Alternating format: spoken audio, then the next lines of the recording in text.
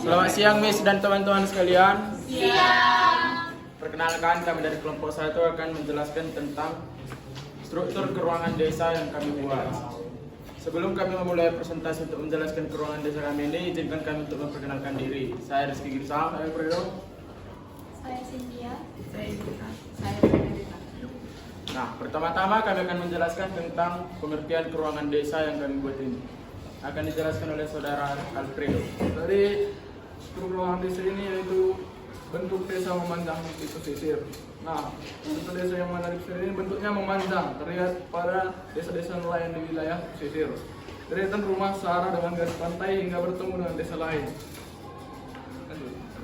Nah, setelah kita mengetahui pengertiannya, kami akan juga menjelaskan tentang tipologi desa yang kami buat ini. Yang pertama akan dijelaskan oleh Bernadetta. Nah, jadi tipologi daerah pesisir yang kami buat ini ialah berdasarkan proses dan ganesa pembentukan pesisir. Tipologi daerah pesisir dapat digunakan untuk mengetahui karakteristik dan faktor yang menyebabkan pemukiman yang tinggi. Karakteristik umum wilayah pesisir itu ialah memiliki topologi yang mudah dikembangkan dan memiliki akses yang baik dan kaya akan sumber daya alam. Nah, selanjutnya tipologi desa berdasarkan pola pemukiman meliputi desa-desa akan dijelaskan oleh rekan saya Erika. Nah, tipologi desa berdasarkan pola pemukiman yaitu desa dengan pemukiman mengumpul. Seperti yang kita lihat, struktur keruangan desa kami ini masih berdekatan atau mengumpul agar mata pencariannya merata. Nah, selanjutnya itu tipologi desa berdasarkan mata pencarian akan dijelaskan oleh saudari Cynthia. Seperti yang kita lihat di struktur keuangan desa kami ini, yang dimana desa-desanya ini berdekatan dengan pesisir pantai, yang dimana masyarakatnya ini lebih menekankan kepada perikanan. Maka dari itu, para masyarakatnya ini bermata pencarian sebagai nelayan. Nah, sekian dari penjelasan dari struktur keruangan desa kami. Bila ada teman-teman yang kurang mengerti atau yang ingin ditanyakan, kami akan membuka sesi tanya jawab. Saya Teresa dari kelompok 2. Jadi saya ingin bertanya, jadi faktor apa yang dapat memengaruhi bentuk pola desa memanjang sungai ini? Terima kasih. Pantai, pesisir pantai. Ini pantai yang pesisir. Oke.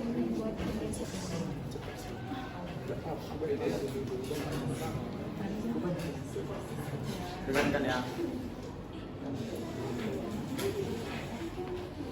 Ketahui kan pesisir pantai ini berbentuknya memanjang kan. Jadi pemukiman ini juga ikut memanjang mengikuti garis pantainya ini. Nah, salah satu faktornya itu juga dari mata pencariannya. Nelayan tadi kan. Iya, Bagaimana saudari Terry? sama-sama. Ada pertanyaan? Saudari Mai, Kan saya Gratia dari kelompok 5. Perkenalkan saya Gratia dari kelompok 5. Di sini saya seperti yang kita ketahui, bentuk desa memanjang di pesisir ini bertemu dengan garis pantai sehingga kemungkinan ada bencana-bencana yang berpotensi di dalam desa memanjang di pesisir ini. Coba sebutkan apa saja bencana-bencana yang berpotensi di dalam desa memanjang di pesisir ini, dan juga bagaimana cara warga di desa itu mengatasi atau menanggulangi bencana-bencana tersebut. Terima kasih. Pertama-tama terima kasih untuk pertanyaannya, saudari Gratia. Kami akan menjawab. Ada beberapa bencana alam yang disebabkan oleh seperti tinggal yang di pesisir pantai ini. Yang pertama itu ada tsunami, banjir, terus gempa tektonik juga mungkin. Nah, untuk cara mengatasinya itu, kalau untuk banjir, menjaga kebersihan di pesisir pantai supaya seperti yang dijelaskan oleh kita sebelumnya, menanam pohon tembakau, pohon kelapa supaya dapat menghalangi terjadinya banjir untuk naik ke atas ya, air. Mungkin itu saja sih, karena bencana alam kan susah untuk diprediksi.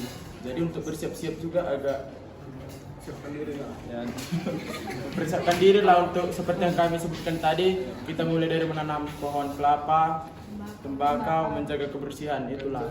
Pokoknya jaga-jaga diri lah, mana tahu terjadi hal yang tidak diinginkan. Pasar gelap Pak. Tadi saudara bilang ada kemungkinan gempa tektonik. Dari mana asal-usulnya gempa tektonik bisa ada di itu? Dari getaran kan pantai ini kan memiliki dasar. Nah di dasar itu kan memungkinkan ada goyangan apa seperti yang dijelaskan lempeng kayak apa lempeng bencana lempeng. Nah itulah yang memungkinkan terjadinya gempa. Mungkin menurut kami Anda sudah mengerti.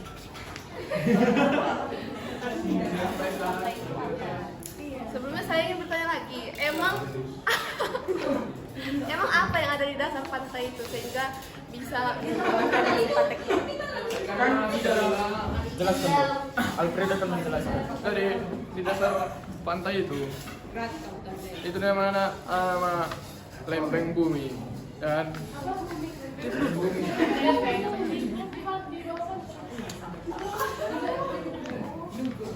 Pokoknya itulah. Jadi diam dulu. Jadi bisa yang terjadi adanya gempa itu dari contoh gunung di sana apa namanya meletus. Nah, jadi yang di bawah itu getar terus sampai ke pantai-pantai itu. Jadi ikan-ikan di bawah kayak dugem di bawah. Gini ya, saudari Gratia. Tetap gitu. Di dalam di apa nih? Orang ini belum ngerti-ngerti nih.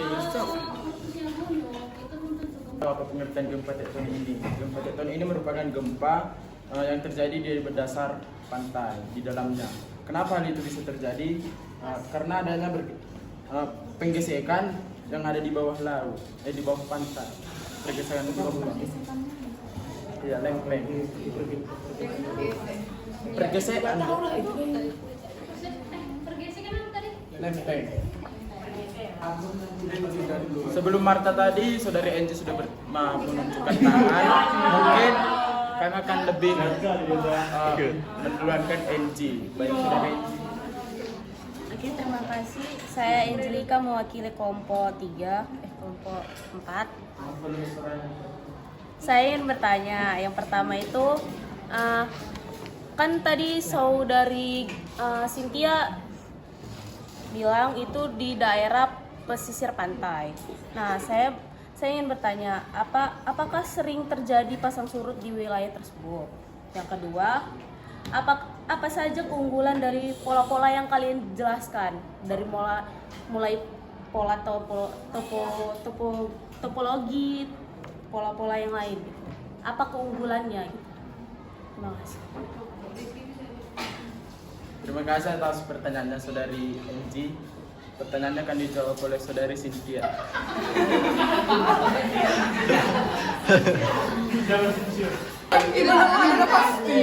Mohon suaranya teman-teman agak dikondusifkan. Mohon ya. Apa? Oke. Saudari Enji kan bertanya apa sih keunggulan yang ada di pesisir apa? Topologi di pesisir pantai. Akan dijelaskan oleh saudari Alfredo.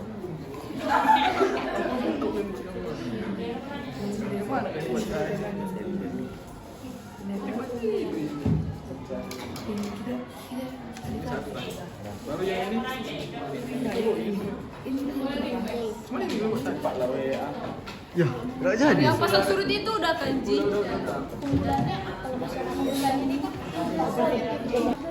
Jadi keunggulannya yang di daerah pesisir itu ialah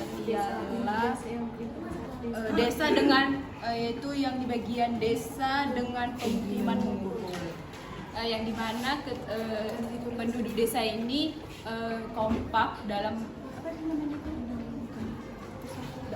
persatuan untuk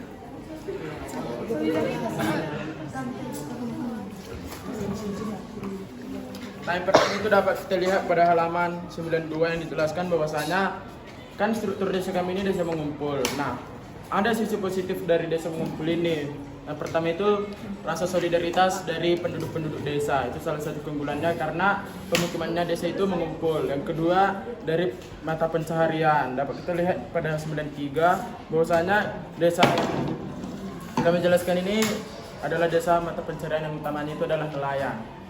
Nah, kan kalau di pesisir pantai itu pasti banyak lah kan ikan-ikan. Nah dari situlah dimanfaatkan para penduduk untuk mendapatkan mata pencarian. Itu adalah salah satu keunggulannya. Lalu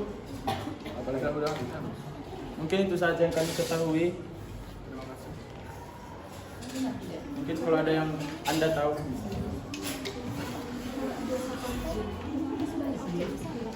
Ya, bisa juga kalau objek pantai itu dapat seperti menjadikan tempat yang menjadi tempat-tempat wisata, pemandian, gak hanya untuk nelayan, dapat seperti yang di Danau Toba lah kan, pasir putih, Parbaba, Silalai, Samosir, Paroko,